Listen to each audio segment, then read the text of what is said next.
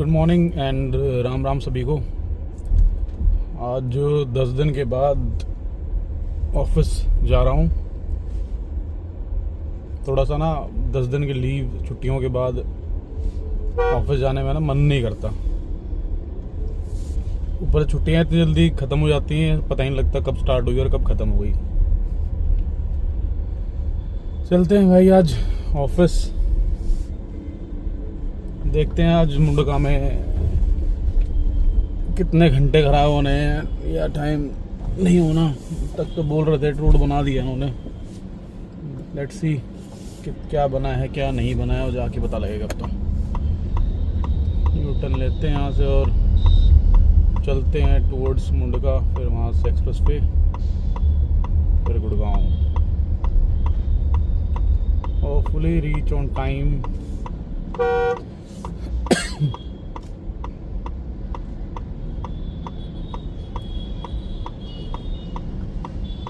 पता नहीं, शायद सबको वीडियो पसंद आ रही नहीं आ रही, डोंट नो। हाँ, मुझे थोड़ा माइक का इशू लग रहा है कि आवाज़ क्लियर नहीं है। उसके लिए मैं माइक परचेज़ करता हूँ, पर स्टार्टिंग है, बिगनिंग है मेरी ये यूट्यूब में। तो अभी तो मैं सोच रहा था ऐसे ही काम चल जाए, बट लग नहीं रहा। मुझे लग रहा है कि मुझे थोड़ा सा और काम करना पड़ेगा ऑन यूट्यूब एंड आवाज़ और वीडियो की जो क्लैरिटी के ऊपर, दोनों पे काम करना पड़ेगा। करता हूँ उस पर भी वर्क। पता है मुझे चीज़ें, तो तभी अब जब तक मेहनत नहीं होगी तब तक तो कुछ रिवॉर्ड ही नहीं मिलता। कर रहा हूँ अपने एंड पे जितना टाइम मिल रहा है जॉब के साथ साथ, तो थोड़ा सा एक्टिव हो जाता है, क्योंकि वो भी हैंडल करना, जॉब का काम भी लेट नाइट तक चल हो ही जाता है कभी कभी, नॉट ऑल द टाइम। ठीक है। एक दिन में तो ताजमहल नहीं बनेगा, it will take time. But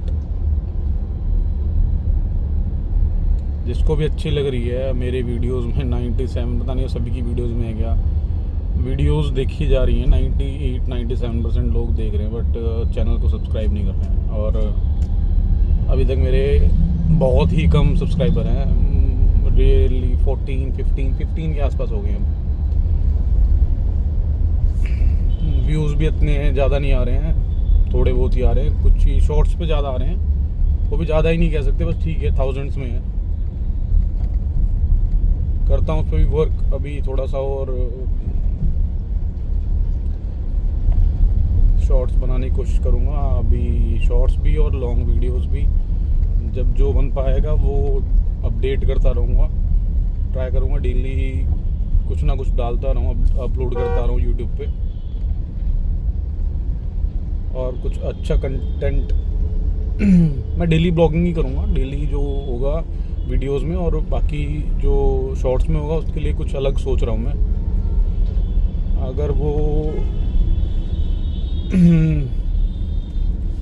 properly fit हो जाता है तो फिर करते हैं उस पर भी काम।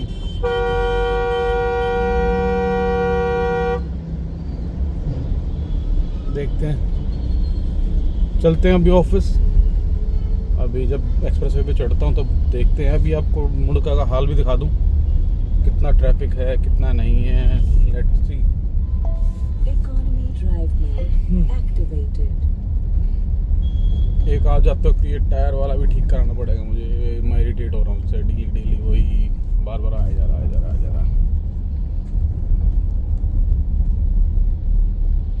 ये अब खत्म नहीं हो रहा। आज ऑफिस जाऊँगा, शायद मे बी ऑफिस तक ये ठीक हो जाए। दिखाता हूँ आपको मैं। अभी अलर्ट आ रहा है। अब ऑफिस मेरा 36 के आसपास है,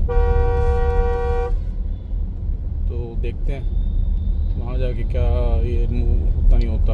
हट जाएगा वैसे तो, क्योंकि मैं करीब 2-3 बार चेक कर चुका हूँ उसको, हट जाता है ये।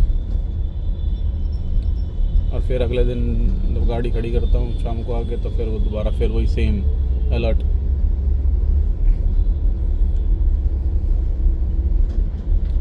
पानी तो नहीं है आज, पानी तो होपफुली कम हो गया यहाँ पे, नहीं तो पानी रोड टूटा हुआ सारा।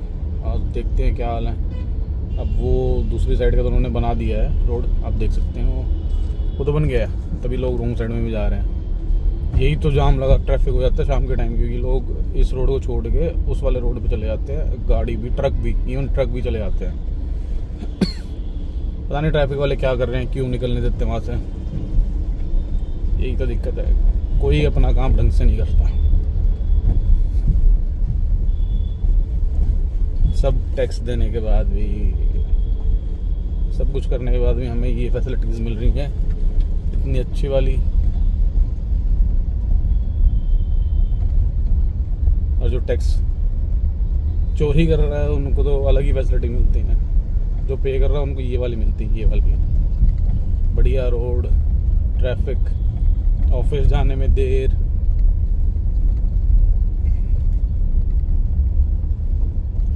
वहाँ जाके बातें सुनो, लेट क्यों, why you are not on time.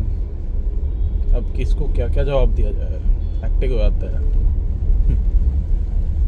तो ठीक है, सब अपना काम ऐसे ही कर रहे हैं अच्छे तरीके से, तो चल रही है, इंडिया है यहाँ पे।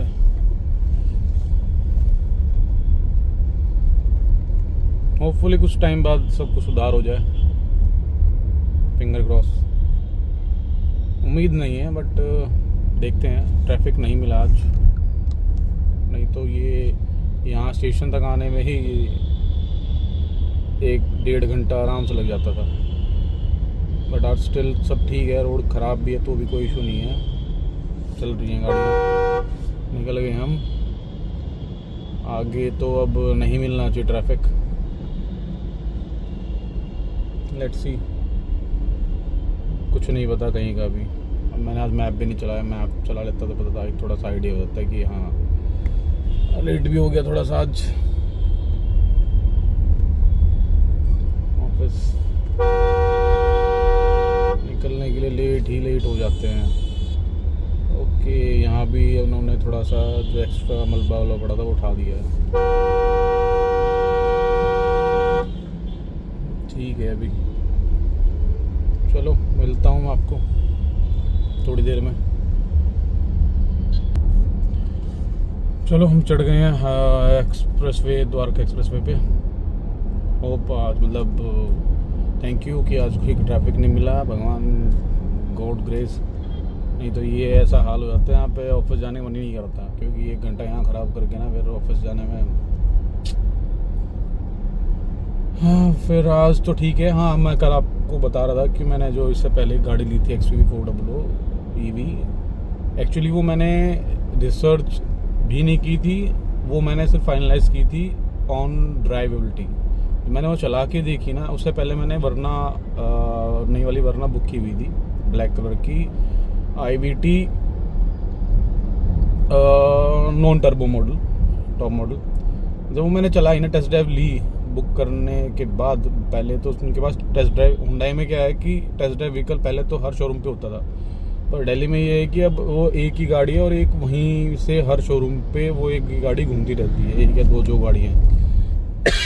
तो मैंने बुक पहले करा दी क्योंकि मेरा मन सबका ही होता है कि वरना बुलेट जैसे कि एक बार लेनी लाइफ में, तो मेरा मन था बुलेट वरना लेने का। तो आई थॉट कि बुक कर दूं, बुक करने से पहले मैं टेस्ट ड्राइव लेता हूं, बट स्टिल मैंने नहीं ली। और जब नहीं ली फिर मैं टेस्ट ड्राइव जब जिस दिन ली, बुक होने के बाद गाड़ी आई नहीं थी, बट ठीक है। तो उसके बाद मैंने जब टेस्ट ड्राइव ली ना, तो मेरा मूड ही ख़राब हो गया, क्योंकि जो पहले वरना आती थी ना, उसमें जो पावर फिगर और जो चलाने में जो फन था ना, वो इसमें नहीं था। सो फिर मेरे को लगा कि ऐसे तो नहीं चलेगी बात।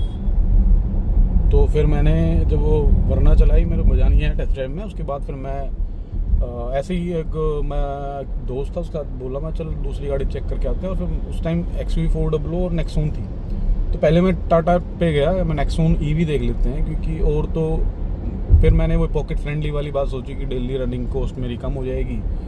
अगर मैं पेट्रोल ले रहा था वरना, तो उसमें भी मैं CNG कभी ना कभी फिट करवा लेता, क्योंकि डेली गुड़गांव आना जाना पेट्रोल में तो बहुत महंगा पड़ता। तो फिर मैंने सोचा कि अब EV की तरफ चलते हैं।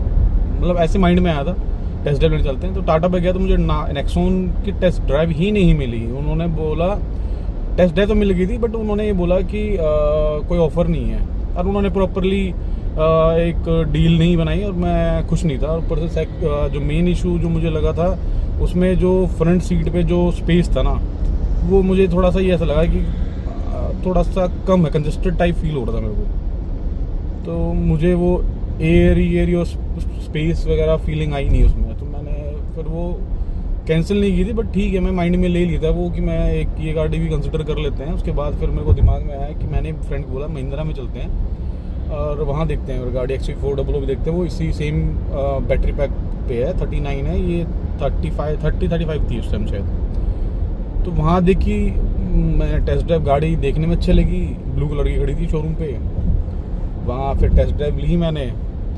तो टेस्ट ड्राइव जब मैंने बैठा सीट पे, ड्राइविंग सीट पे, तो जो स्टीयरिंग का जो फील था ना, इतना लाइट मैंने आज तक गाड़ी का स्टीयरिंग नहीं देखा था, इतना लाइट उस गाड़ी का था। मेरे पास इससे पहले 3-4 गाड़ियाँ रह चुकी हैं, वैगनार थी, i20 थी, अर्टिगा भी थी, और गाड़ी चला भी रखी मैंने, बट उतना लाइट मैंने किसी गाड़ी का नहीं देखा था। और पावर देखी उस टाइम, मैंने तो रेंज का सोचा ही नहीं कि चल कंपनी कह रही है तो मैं, क्योंकि रिसर्च मैंने कुछ की नहीं, कंपनी कह रही है तो 300 चली जाएगी। 300 उन्होंने कॉन्फिडेंस से बोला था कि सर आप कैसे चला लो, 300 तो चलेगी। ठीक है यार, 300 बहुत होते हैं, मोर देन एनफ। कहीं जाएंगे भी, ब्रेक तो लेंगे ही, चार्ज कर लेंगे गाड़ी को। मैं ठीक है, 300-350 उन्होंने बोला था मेरे को। फिर मैं ठीक है ओके। और वो ड्राइव करने के बाद तो मैं बिल्कुल फ़ैन हो गया उस गाड़ी का, और मेरे जो फ्रेंड ने चलाई उसको भी बहुत अच्छी लगी गाड़ी।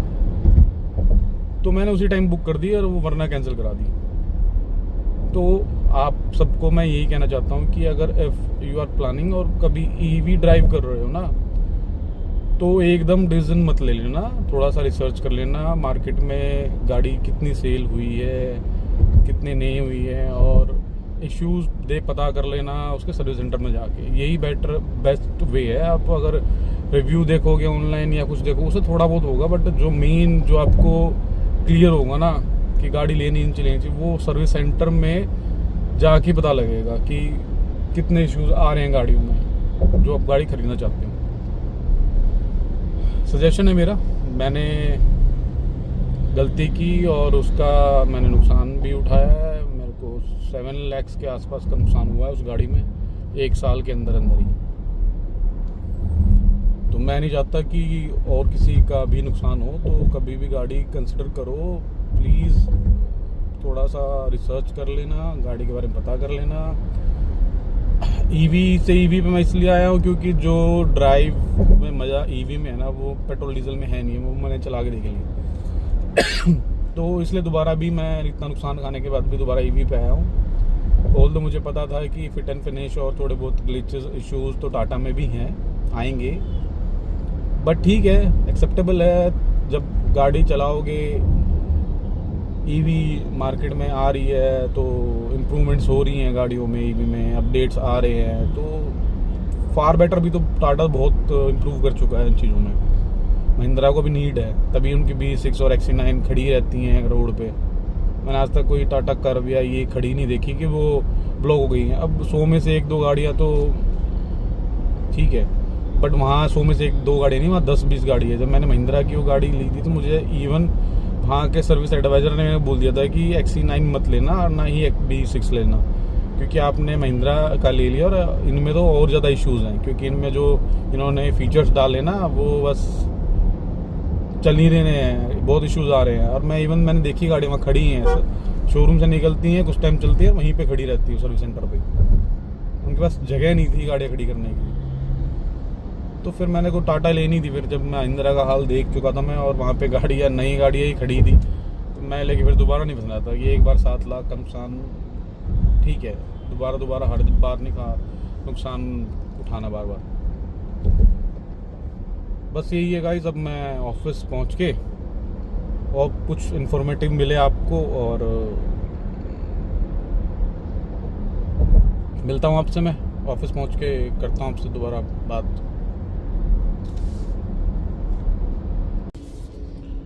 पहुँच गए हम गुड़गांव। यहाँ सबसे ज़्यादा फेमस पता क्या है गाइस? ट्रैफिक, इससे फेमस कुछ नहीं है यहाँ पे। आप यहाँ आ रहे हो या यहाँ से जा रहे हो तो सबसे पहली और आखिरी चीज़ आपको यही देखने को मिलेगी, ट्रैफिक। बेस्ट चीज़ यही है यहाँ की, और कुछ बेस्ट नहीं है यहाँ पे। खाना बेस्ट नहीं मिलता,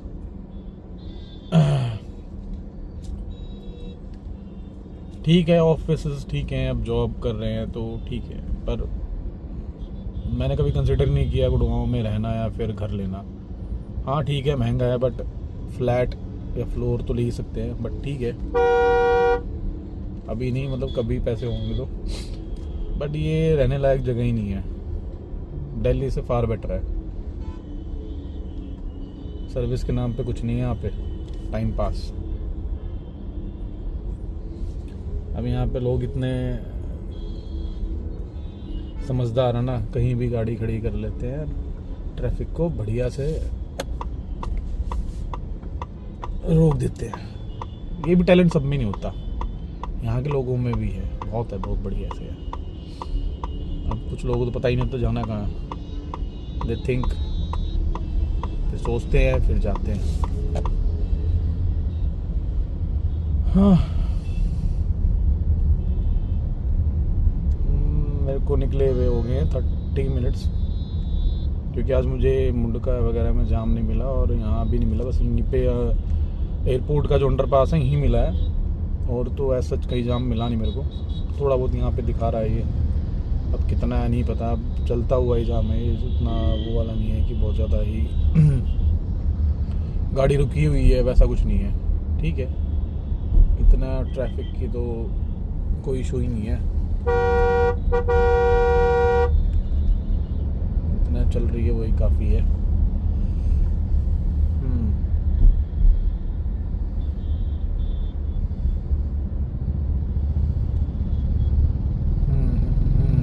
पहुंचने वाले हैं थोड़ी देर में बस। अब यहाँ से है 7 किलोमीटर मेरा ऑफिस, 18 से 20 मिनट दिखा रहा है, चलते हैं। हम 2 किलोमीटर रह गए अब ऑफिस। ये गुड़गांव का IT हब। यहाँ ऐसा इतना ट्रैफिक नहीं होता है, क्योंकि ट्रैफिक वाले खड़े हैं, और ये नहीं तो यहाँ तो बस ऐसा हो जाएगा, रोड ही ब्लॉक हो जाता है। ऐसा यहाँ इतनी दिक्कत नहीं है ट्रैफिक की, गाड़ी निकल ही जाती है, ठीक है। कोई ना गाइस, मिलते हैं अब नेक्स्ट ब्लॉग में, और प्लीज़ सब्सक्राइब कर देना चैनल, थोड़ा बहुत अच्छा लग रहा हो तो। बाकी have a good day, thank you, bye bye.